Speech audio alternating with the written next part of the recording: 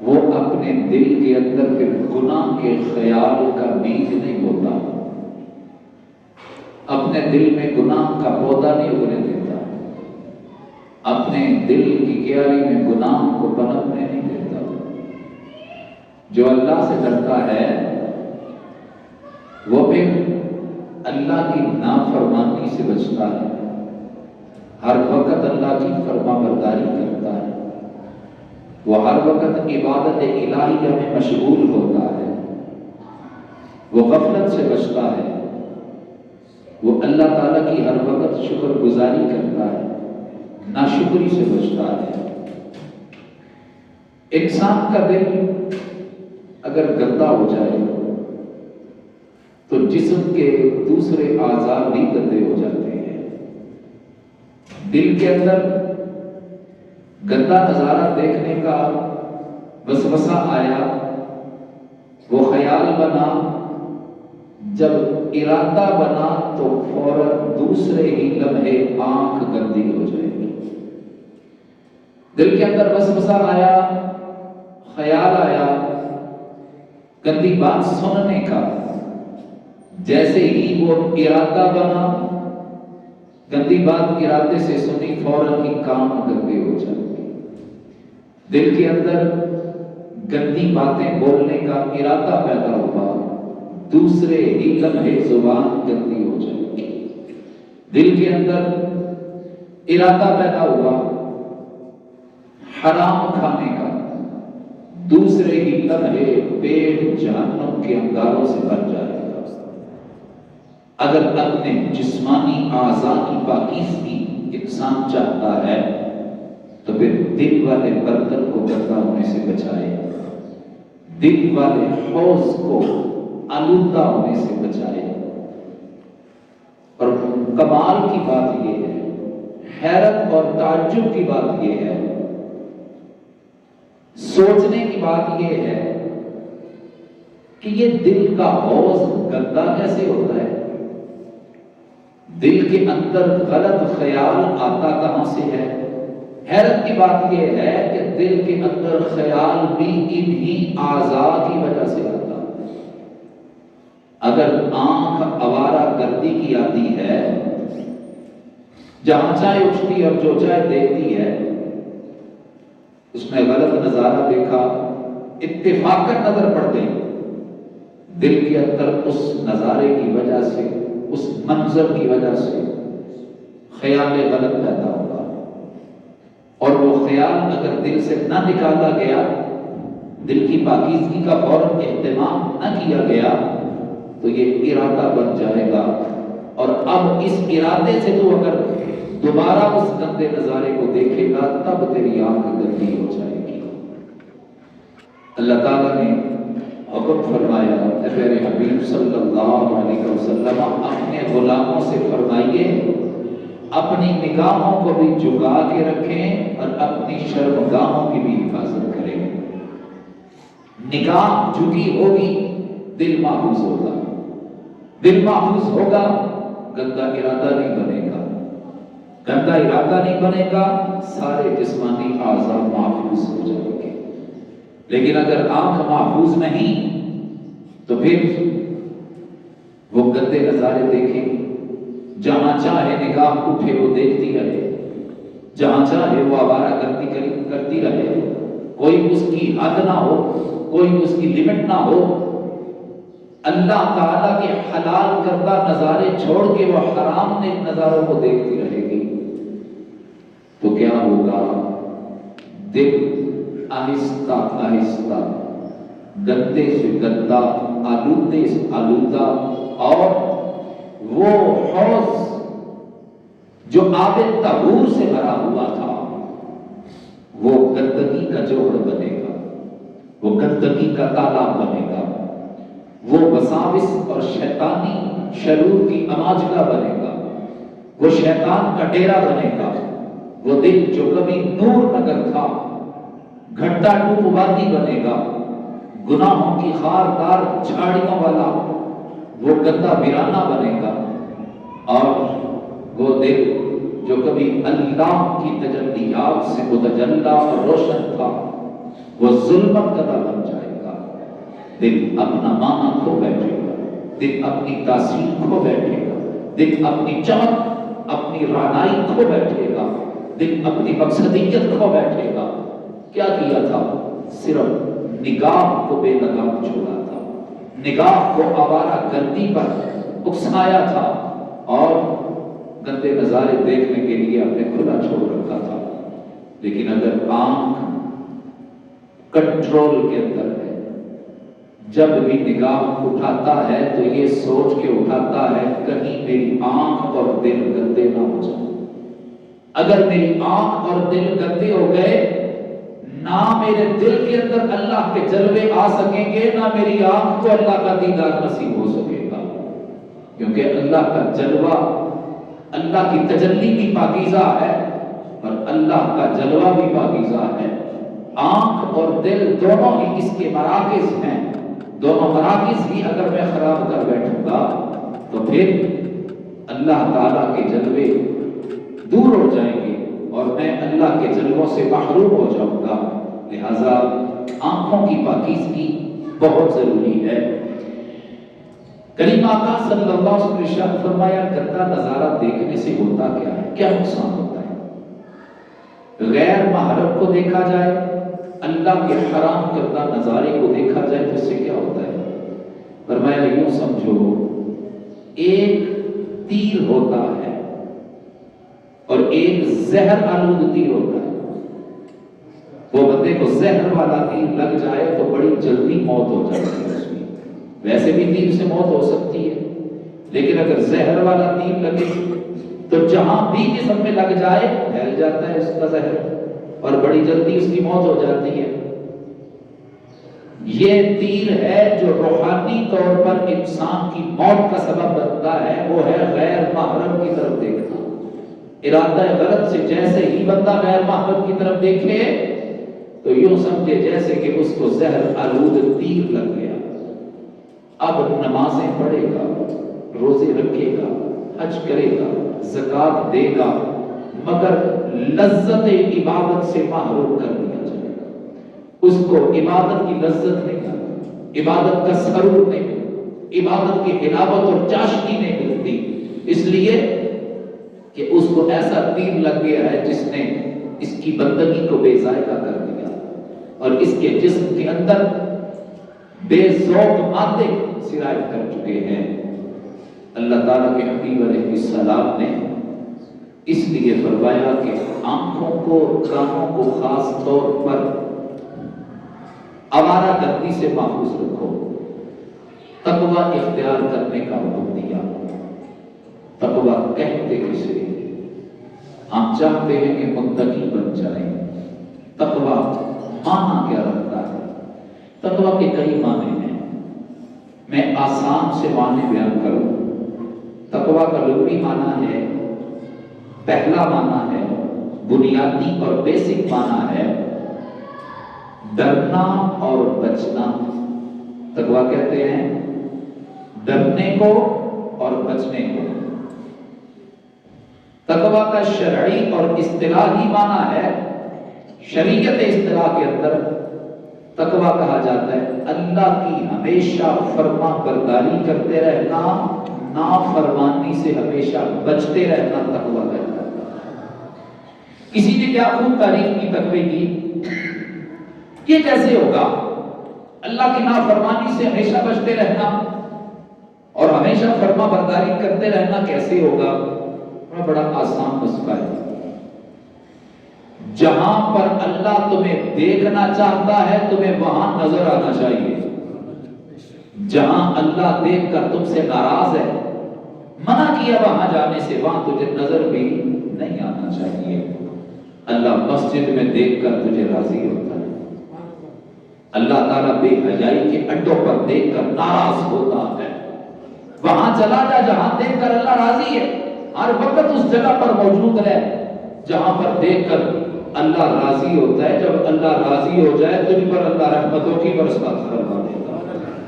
اور اگر وہاں چلا جائے، خود چل کے جائے گا، ارادے سے جائے گا جہاں پر پہلے ہی تحسوں کی برسات ہو رہی ہے، جہاں پر پہلے ہی ایسے شیطان کے عفریت منہ کھولے بیٹھے ہیں، وہاں پر جائے گا اللہ تجھ سے ناراض ہو جائے گا. اللہ تعالیٰ کی ناراضگی یہ تیرے دل کو سیاہ کر دے گی اور دھوکہ کر دے گی تیری روحانیت کو.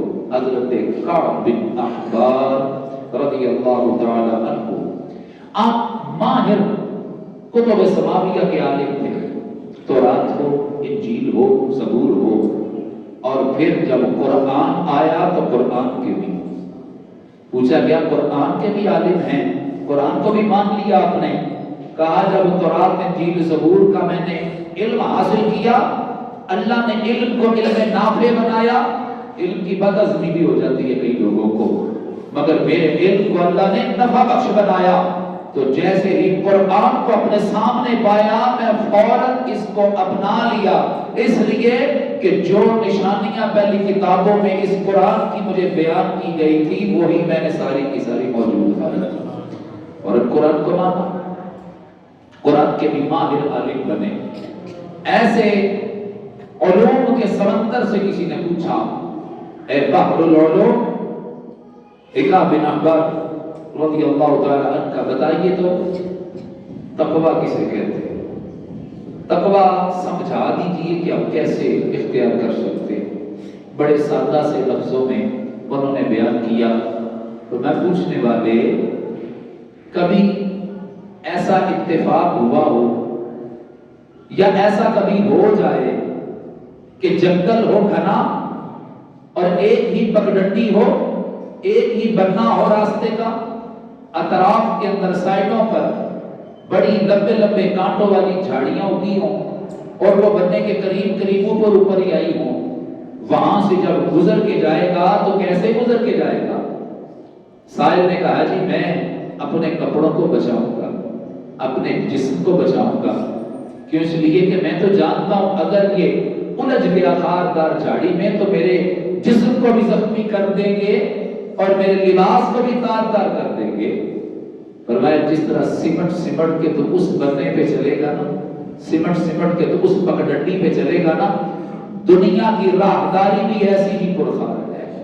تو سیدھا سیدھا بھی چلنا چاہے گا پھر بھی شیطان آگے تمہیں گمراہ کرے گا، کیونکہ کام ہے اس کا الذی یوسوس فی صدور الناس. وہ دن رات ہر وقت ہر لمحہ یہ کام کر رہا ہے. کیوں کر رہا ہے؟ اس نے کہا تھا مالک مجھے مہلت دے. رب ارشاد فرماتا ہے کیوں مہلت چاہیے تجھے؟ میں تیرے بندوں کو گمراہ کروں گا، صراط مستقیم کے دہانے پر بیٹھ جاؤں گا، جو سیدھا چلنا بھی چاہے گا اسے بھی بھٹکانے کی پوری کوشش کروں گا. تو یہ شیطان کا کام ہے، وہ کر رہا ہے. تیرا کام ہے اپنے ضمیر کی چادر کو بچا کر چل، تجھے اللہ تقویٰ عطا کرے گا. اپنے لباس تقویٰ کو تار تار ہونے سے بچا، یہی تقویٰ ہے. اور دنیا کی آلودگیوں سے خود کو بچا کے چل، یہی تقویٰ ہے. دنیا میں رہ کر دنیا داری کو اپنے دل میں داخل ہونے سے باز کر لے، روک لے اور محفوظ کر لے، تو یہی تقویٰ ہے. بات بڑی عجیب ہے. دنیا میں رہ کر دنیا داری سے بچ جانا یہ کیسی عجیب بات ہے. میں دنیا میں رہیں گے تو دنیا داری تو کرنی پڑے گی، اور اگر دنیا داری کرنی ہے تو اس کا مطلب ہے پھر ہم تقوی کی دولت کو نہیں حاصل کر سکیں گے، پھر دل کے برتن کو پاک نہیں کر سکیں گے، پھر اپنے دل کے آئینے کو صاف اور شفاف کر کے اللہ کے جلووں کے قابل نہیں بنا سکیں گے. دنیا داری میں رہنا ہے، دنیا داری میں رہنا ہے تو دنیا سے بچ کیسے جائیں؟ تو اس کی مثال یوں سمجھیے، پانی پر کشتی چلتی ہے. پانی پر کشتی چلتی ہے یعنی کہ کشتی پانی میں ہے، پانی کشتی میں نہیں ہے. کشتی پانی میں ہے مگر پانی کشتی میں نہیں. اگر کشتی پانی پر رہے گی چلتی جائے گی اور منزل تک، کنارے تک پہنچ جائے گی. اگر پانی کشتی میں آ گیا وہیں پر ڈوب جائے گی، کبھی کنارہ نہیں پا سکے گی. کشتی میں پانی بھرنا شروع ہو گیا، ملاح کی غفلت کی وجہ سے ملاح خود بھی ڈوبے گا اور اپنے ساتھ دوسرے ساتھی سواریوں کو بھی ڈبوئے گا. یہ مثال ہے ہر اس بندے کی جس کے پاس لیڈرشپ ہے.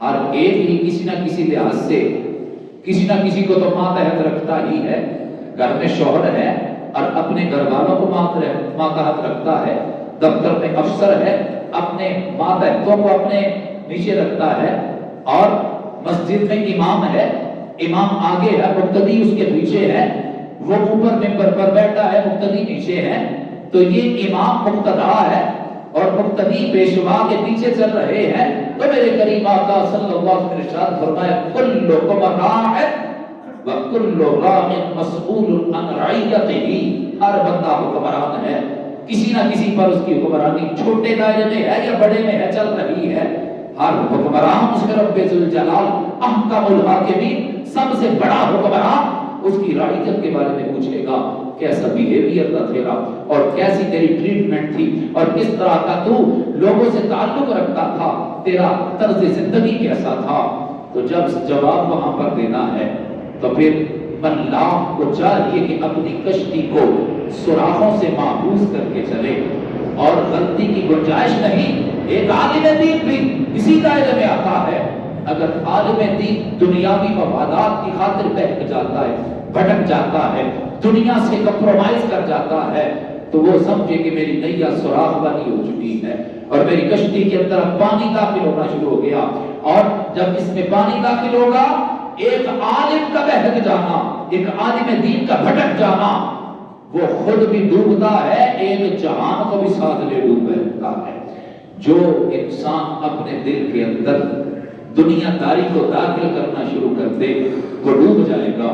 جو دنیا میں اس طرح رہے کہ اپنی اصلی ضرورت کو بس پورا کرے، وہ اس طرح ہے جیسے کشتی پانی کے اوپر چلتی جا رہی ہے، پانی اندر داخل نہیں ہونے دیتی، لیکن جو اپنی ضرورت سے زیادہ کا طالب ہے، مجھے یہ بھی مل جائے، یہ بھی مل جائے، یہ بھی مل جائے، اپنی ضرورت سے زیادہ کے رزق کا جو حریص ہے اس کو حرص و ہوس کہا جاتا ہے۔ اور یہ دنیا کی گندگی و غلاظت ہے، دل کے اندر دنیا داری کے سوراخ بن گئے تو گندگی و غلاظت دل میں داخل ہونا شروع ہو گئی، یہ خود بھی ڈوبے گا، اپنے ساتھ کئی اور لوگوں کو بھی لے ڈوبے گا۔ اس کی گناہ کی عفونت، اس کی گناہ کے جراثیم سرطان کی طرح معاشرے میں پھیلنا شروع ہو جائیں گے، خود بھی گندا ہے اور اپنے ساتھیوں کو بھی گندا کرے گا، خود بھی شیطان کا ادائیکار ہے، دوسروں کو بھی شیطان کا فٹ بال بنائے گا۔ لہذا دنیا میں رہتے ہوئے اپنی ضرورت کو پورا کرو۔ اگر زیادہ کا شوق ہے کہ مجھے زیادہ رزق ملے، اپنی ضرورت سے زیادہ رزق کمانے کی اگر دل میں نیت ہے تو یہ نیت نیک ہونی چاہیے، میں اپنی بھی ضرورتیں پوری کروں گا، میں رسول اللہ کے دوسرے غلاموں کی مدد بھی کیا کروں گا۔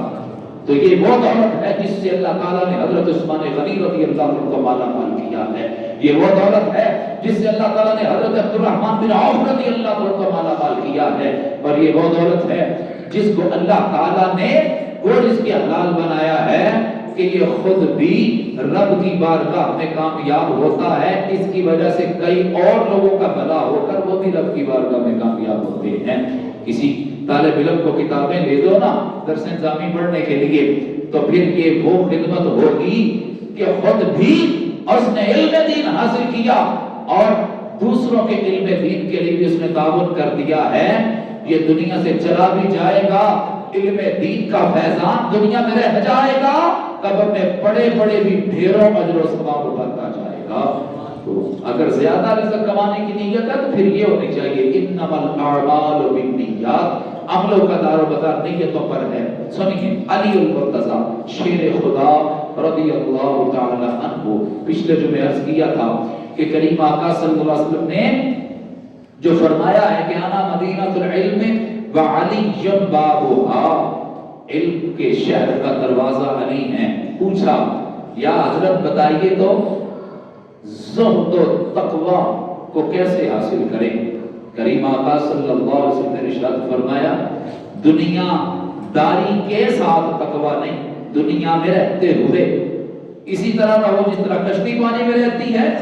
اگر دنیا کی طلب ہو گئی، تمہیں دنیا کی طلب ہو گئی، پھر کیا ہوگا؟ فرمایا من نظر الی الدنیا نظر الحب، جس نے دنیا کو دیکھا اور محبت کی نظر سے دیکھا کہ یہ بھی مجھے مل جائے، یہ بھی مل جائے، یہ بھی مل جائے، محبت کی نظر سے دیکھا، اخرج اللہ فی قلبہ نور یقین و زہد، اللہ تعالیٰ اس بندے کے دل سے یقین کا اور زہد و تقوی کا نور نکال لے گا، کیونکہ عشق ہے یہ بڑا غیرت مند واقع ہوا، اس جگہ ڈیرا نہیں لگاتا جہاں پر پہلے سے کسی کا ڈیرا لگا ہو۔ تو یہ دو رنگی نہیں چلے گی، دو رنگی چھوڑ دے، یا رنگ ہو جا، موم ہو جا، یا سراسر سنگ ہو جا۔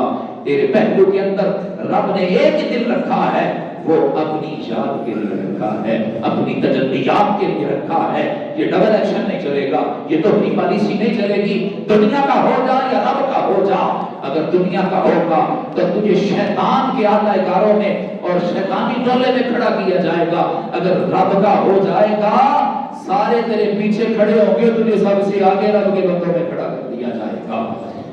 پڑھ سبق پہ صداقت کا، عدالت کا، شجاعت کا، صفاقت کا، لیا جائے گا تجھ سے کام دنیا کی امامت کا۔ تو اللہ تعالیٰ نے بندے کے لیے یہ دو راستے رکھے، کدھر جانا ہے؟ یا حضرت علی بتائیے، زہد و تقوی کو ہم اختیار کرنا چاہتے ہیں تو کیسے کریں؟ آپ نے بڑے بیسک قانون بیان کر دیے، بنیادی چیزیں بیان کر دی، فرمایا یہ اکٹھی کر لو، اللہ تعالیٰ کل قیامت کے دن تجھے فرشتوں سے بھی اونچا مقام عطا کرے گا۔ بڑی بنیادی چیزیں ہیں، وہ کون سی ہیں؟ فرمایا اللہ کا خوف دل میں بٹھا لو، اللہ سے ڈرتے رہو، یہ کوئی مشکل بات تو ہے، اللہ سے ڈرتے رہو۔ ایک فرمایا قرآن پر عمل کرتے رہو، دو فرمایا تیسری چیز جو بھی اللہ کی طرف سے مل جائے اس پر صبر و شکر کر جاؤ، چوتھی چیز فرمایا آخرت کی فکر ہر وقت تجھے لاحق رہنی چاہیے، زندگی کا ہر لمحہ فکر آخرت میں متفکر گزارو۔ ان چار چیزوں کو اکٹھا تم کر لو، اللہ تعالیٰ کامیابی کی تجھے گارنٹی عطا فرماتا ہے۔ یہ بنیادی چیز ہے، کوئی مشکل بات نہیں ہے۔ اللہ کا خوف کیا ہے؟ اللہ سے ڈرنا کیسے ہے؟ اللہ سے اس طرح ڈرنا ہے، مجھے خوف ہے اللہ کا کہیں اللہ مجھ سے ناراض نہ ہو جائے۔ اگر میرا اللہ مجھ سے ناراض ہو گیا تو میں ناکام انسان بن جاؤں گا۔ اللہ ہی کو تو راضی کرنے کے لیے میں دنیا میں آیا تھا، اگر اسے راضی کرنے کے بغیر دنیا سے چلا گیا، الٹا اسے ناراض کر کے دنیا سے چلا گیا، تو یہ ناکام زندگی ہے، بے بندگی، شرمندگی ہے۔ میں ایسی شرمندگی والی زندگی نہیں جینا چاہتا۔ اللہ ہی ناراض ہو گیا تو پھر میں دنیا میں کرنے کیا آیا تھا؟ پھر بے مقصد اور بے معنی زندگی ایسے ضائع کر کے روز و شب میں گزار کے چلا گیا۔ اللہ ہی کی رضا تو میری زندگی کا مقصد تھا، وہی تو میرا محبوب اعلیٰ ہے، وہی تو میرا معبود حقیقی ہے۔ لا يحد لا يتصور لا ينزد لا يتغیر تعالی عن الجنس والجہاد۔ اللہ بڑی عظمتوں والا ہے، اس نے مجھے عظمتیں دینے کا وعدہ فرما رکھا ہے، مگر تب جب وہ راضی ہو جائے گا۔ اگر ناراض ہو گیا، اب دوسرا پہلو اللہ کی نافرمانی سے بچنا ہے، کہیں اللہ ناراض نہ، اگر ناراض ہو گیا تو میں اپنے مقصد میں تو ناکام ہو ہی جاؤں گا، مگر دوسرا آگے جا کے جو خمیازہ بھگتنا پڑے گا۔ ان بطش ربک لشدید، تیرے رب کی پکڑ بڑی شدید ہے، تیرے رب کی ناراضگی بڑی ہے۔ اگر وہ راضی ہو تو رحمان اور رحیم ہے، تجھے رحمان اور رحیم بن کے پیش آئے گا تیرے ساتھ، اور اگر وہ ناراض ہو گیا تو وہ پھر ذوالجلال ہے، تو اس کے جلال کا نشانہ بنے گا، تو اس کے عذاب کا نشانہ بنے گا، تو اس کے قہر کا نشانہ بنے گا، اور تو اس کے عذاب کا ناراضگی کا نشانہ بن گیا۔ عرش کا سایہ بھی تجھے نہیں ملے گا، محبوب کے ہاتھوں سے جام کوثر بھی تجھے نہیں ملے گا، صراط پر صراط کی منزل بھی تجھ سے گزاری نہیں جائے گی، اور جہنم کا تو ایک لمحہ اس کا بھی تو تصور نہیں کر سکتا، رب کی بارگاہ میں کھڑا بھی نہیں ہو سکے گا، محبوب کی شفاعت کبریٰ بھی نہیں مل سکے گی۔ اس لیے انسان ڈر جائے اللہ سے اور محبت کرنے لگ جائے۔ اللہ فرماتا ہے جب بندہ مجھ سے محبت کرتا ہے نا تو میری محبت بڑی ذائقے دار ہے، میری محبت بڑی لذیذ ہے۔ جس کو میری محبت کا تھوڑا سا بھی ذائقہ مل جائے تو اس ذائقے کو مزید سے مزید حاصل کرنے کی کوشش میں لگ جاتا ہے، پھر وہ عبادت کرتا ہے، سجدے کرتا ہے، پھر وہ شب بیداریاں کرتا ہے، پھر وہ عبادت گزاریاں کرتا ہے، پھر وہ تہجد گزاریاں کرتا ہے۔ کیوں پوچھا گیا کہ رات پوے تے بے دردانو نیند پیاری آوے تے درد مدانو یاد سجڑ دی ستیاں آن جگاوے۔ وجہ کیا ہے؟ ساری مخلوق انسانیت سو رہی ہے اور تو جاگ کے اپنے اللہ کو یاد کر رہا ہے۔ وہ کہتا ہے سونے میں وہ مزہ نہیں ہے جو جاگ کر رب کو یاد کرنے میں مزہ ہے۔ تو جب میری لذت سے وہ متلذذ ہوتا ہے، جب اس کو چاشنی اور حلاوت اور لذت الہی اور اسرار الہی کا پتہ چلتا ہے، اسے پھر کسی اور چیز کے اندر وہ لذت نہیں ملتی۔ اس لیے اللہ نے فرمایا والذین آمنوا اشد حبا للہ، وہ لوگ جو اللہ سے محبت کرنے والے مؤمنین ہیں، یہ کائنات میں کسی اور سے اتنی محبت نہیں کرتے جتنی شدید وہ اللہ سے محبت کرتے ہیں۔ دوسری چیز فرمایا قرآن پر عمل ہو۔ اگر دنیا میں بنائی ہوئی چیزیں بغیر اس کے اصول کے چلائی جائیں وہ خراب ہو جاتی ہیں، اور کچھ ایسی بھی چیزیں ہیں کمپنی کے بنائے ہوئے اصولوں اور گائیڈ بک کے مطابق بھی چلائی جائے پھر بھی کمپنی فالٹ کی وجہ سے کبھی چیز خراب نکل بھی آتی ہے۔ مگر میں نے انسان کی مشینری بنائی ہے، اس کو جو میں نے قرآن گائیڈ بک عطا کی ہے، اس کے مطابق اس مشینری کو آپریٹ کرے گا، گارنٹی ہے یہ مشینری کبھی خراب نہیں اپنی مقصد منظور تک پہنچ جائے گی۔ تو جو تیسری چیز ہے فرمایا جو مل جائے اس پر صبر و شکر کر جا۔ حرص و ہوس نے تیری زندگی کو اجیرن بنا رکھا ہے، کبھی اپنی ضرورت کے مطابق قناعت کر جا، ضرورت اور ہے خواہش اور ہے، اپنی ضروریات کے مطابق قناعت کر جا اور یہ مان جا کہ اللہ نے تیرے مقدر میں جو لکھ رکھا ہے تیرے منہ تک پہنچ کر رہے گا۔ قسم کرنا تیری ذمہ داری ہے، کبھی وہ تجھ سے دور نہیں رہ سکتا۔ یہ سمجھ جا کہ نہ مقدر سے زیادہ مل سکتا ہے اور نہ ہی مجھے وقت سے پہلے مل سکتا ہے، لہذا صابر و شاکر ہو جا۔ تو اگر تجھے لگتا ہے کہ تھوڑا ہے تو اللہ کے تھوڑے رزق پر راضی ہو جا، اللہ تیرے تھوڑے عمروں پر راضی ہو جائے گا۔ وآخر دعوانا